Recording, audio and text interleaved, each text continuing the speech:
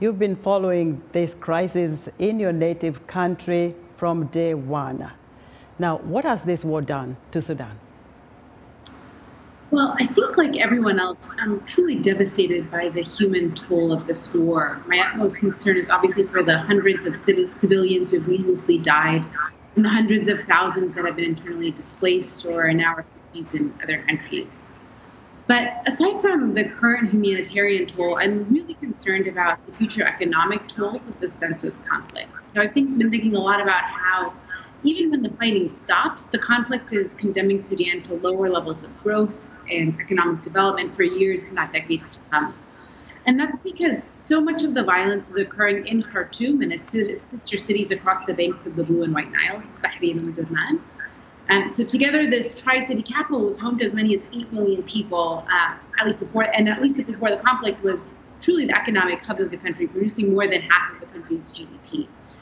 But the capital is getting decimated, along with so much necessary infrastructure that's truly critical for growth. The airport, factories, warehouses, laboratories. And these spaces were the engines of growth for the country beforehand. So now that they're all gone means that we have that much more to rebuild before the country can start producing goods and services to an extent to the next level of development to recover to what it had been beforehand, which in and of itself was a pretty low bar given the global scheme of things. So, so what do you think is the likely outcome of the ongoing mediation talks in Jeddah? Yeah, more so for outcome for the conflict more generally. I think in a surface level, we can think that there's only really three possible outcomes, right? That there's either an outright RSF victory or outright victory but for the Sudan Armed Forces SAF, or instead a negotiated settlement between these two belligerents. And it's hard to get a sense from here who's winning on the battlefield right now, but it seems as though RSF might have the upper hand. A lot of citizen journalists that I've been following have been tracking the ground secured by each belligerent across the capital, and it seems that RSF, at least currently, is doing better there. And I think at first blush, this sounds surprising, given that SAF is the larger agency. It has an air force that it can use for aerial bombardments and airstrikes. But when we think about the history of each of these security agencies, it starts to make sense. SAF is a really clientelistic patronage organization that Sudan's former president, Omar al-Bashir, had intentionally weakened so that it couldn't launch a coup against him. And in fact, despite all of the conflicts on Sudan's peripheries for decades, al-Bashir oftentimes relied on private paramilitaries to fight those conflicts. This includes the RSF. And so what this means is that the RSF is battle trained from the atrocities that they committed in Darfur. And then they were rented out to Gulf monarchies to fight in Yemen. And so sure, their fighters and soldiers haven't gone to military academies, but they have real fighting experience. So, So what are you hearing from ordinary citizens in Sudan? I know that social media is playing quite some big part here in trying to inform people on what's going on, but what are you learning?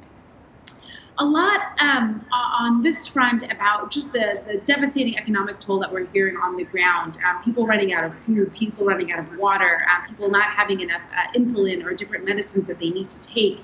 And then in talking to people or following people who are trying to exit the country, waiting days, if not weeks, at the border to try to get their visas processed. People dying actually on the road to Egypt, for instance, as well. And May, what about, how are people getting medical help? Yeah, one of the things that's one of the few beacons of hope and light from this conflict is that we're seeing that ordinary Sudanese and ordinary youth in what are called resistance committees, groups that are coming together, have been crowdsourcing, using social media, using traditional channels to get help to those who need it most, using their contacts to get food, to get insulin, to get medical care where it's most needed. And so these resistance committees, and following a lot of accounts on the ground, are truly the heroes of the conflict today.